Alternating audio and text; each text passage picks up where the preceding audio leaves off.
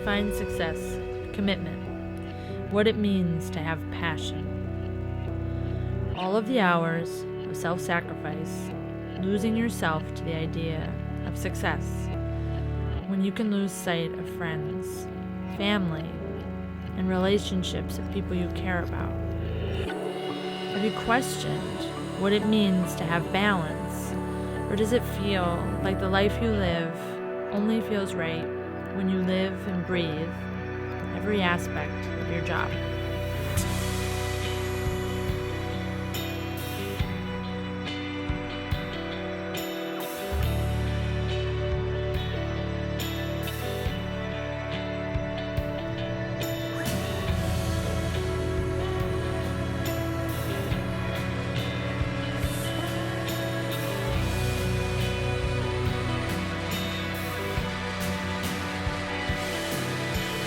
So, were you ever characterized as a dreamer? Absolutely. I would definitely characterize myself as a dreamer, but I've always kind of seen it as a negative thing. It's made it hard at times for me to focus on a specific goal I have. It's made it hard for me to identify with people who have very A to B personalities. On a constant basis, people are like, X, bring it down, and I'm like, got it, sorry, you know. So yeah, I definitely am a dreamer. For some reason I have this connotation of it being negative. Yeah. If I could just daydream all day and just try and create a reality or think about places I want to be or things I want to eat, I could very easily do that. Yeah. Does it feel like it's been 4 years? Yeah, it does feel it. It definitely feels it. And it's not because I don't love what I do. It's because, again, being a dreamer, you always imagine the positive outcomes that you want to come. You imagine how quickly you can expect people to adopt it, your work or your software, or how you can see changing people's days, and you'd expect them to be much more impassioned by the differences you can make. But it's very, very hard to, it's been very hard to break through to the restaurant world. And I think partially it's been because we're not really offering a service that people have seen before. Yeah. There's nothing to compare it to. There's nothing to compare it to. I can't walk in and say, hey, we're better than Open Table, you know, try our service. We're going in and say, hey, there's a problem, and you may not even know it's there, and you hate this problem so much that you don't even want to talk about it. Yeah. And I found myself dumbfounded and frustrated and upset and wondering if I'm doing the right thing on many occasions. Yeah. So I've definitely felt every moment of it. And, you know, I started the business with my partner because, you know, we hated doing paperwork and we thought it was such a time suck. But now it's like all I do all day. So it's like, you know, be careful what you ask for, because here I am, and I was coding invoices this morning because there were questions that I needed to answer, and the only way to do it in this case was to jump in and do it. Yeah. So while yes, it's been fast, and I have more gray hair and a wealth of different experience and stuff, I can't say it's been easy. I mean, it's been hard. Yeah. And it's kind of like opening a restaurant every week. You call it the Chouxbox? Chouxbox, yeah. Talk to me about this a little. Okay, so we've learned later on in our journey that Chouxbox was probably a little too clever of a name. We love it, and of course we identify with it big time. But so we've had 100 conversations about the name we wanted to go with, and it just happened very organically, right? We were talking. One of our founders, his girlfriend was a pastry chef, and she brought up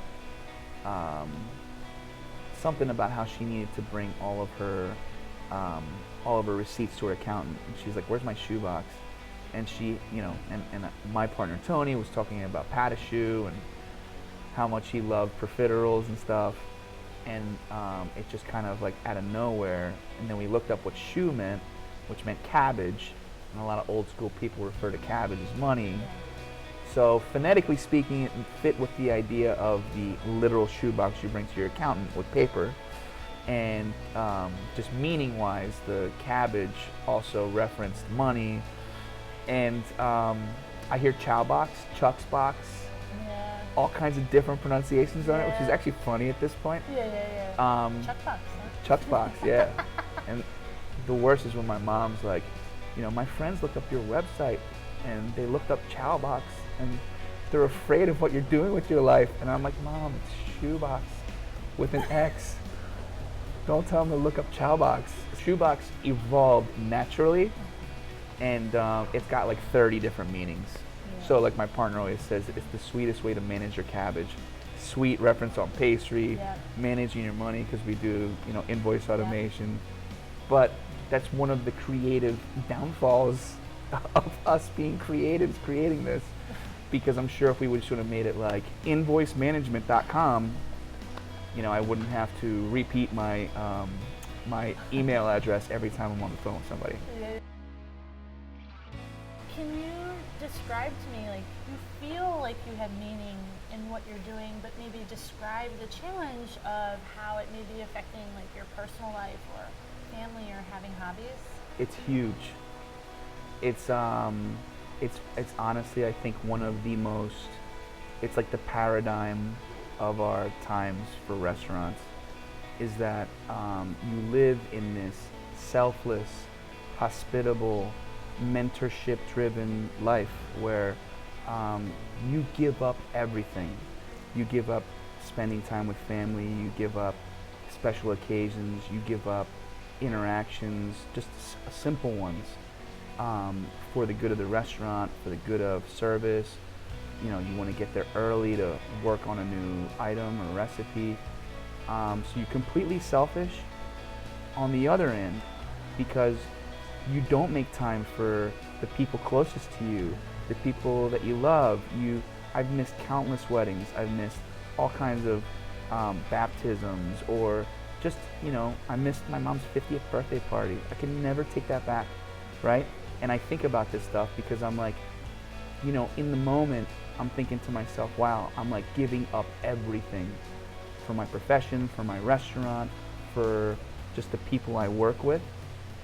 And you don't realize that that level of sacrifice you make, that will be the good of the restaurant, is also the complete opposite of what you're doing for those you're immediately connected with.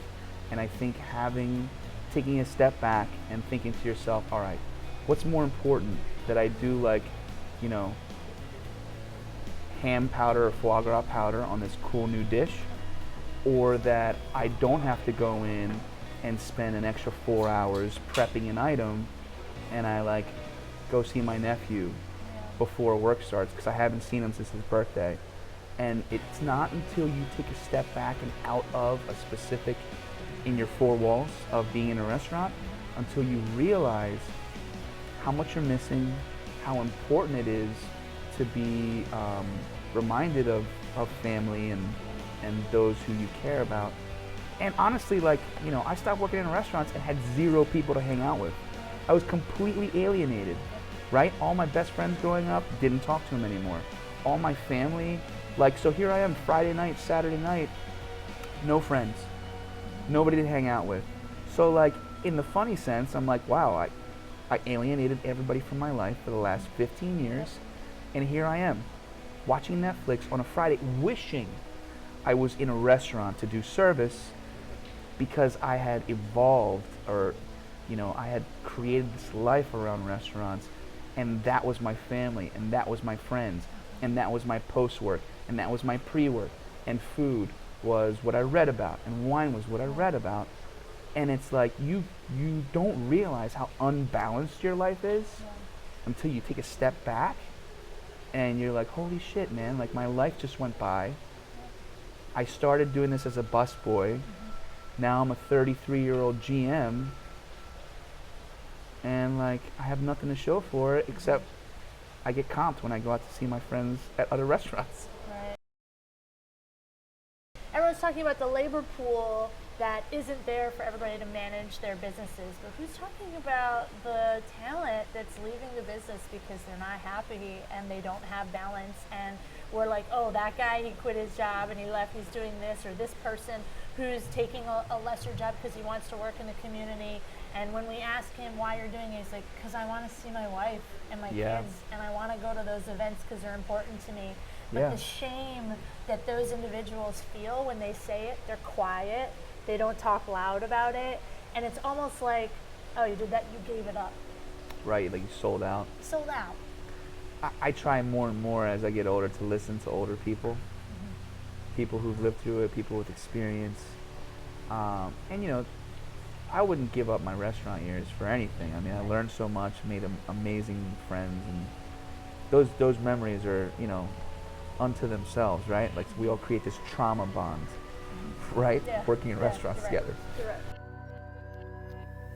Like take a step back, think about what you're doing in your restaurant on a day-by-day basis. And it might be as simple as like, hey, I'm gonna like speak into my phone and like think, you know, just go through my day. And you might catch yourself saying like 5 things where you're like, why am I doing this?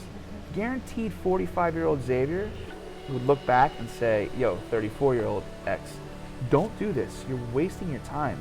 Like, spend time on things that matter to you.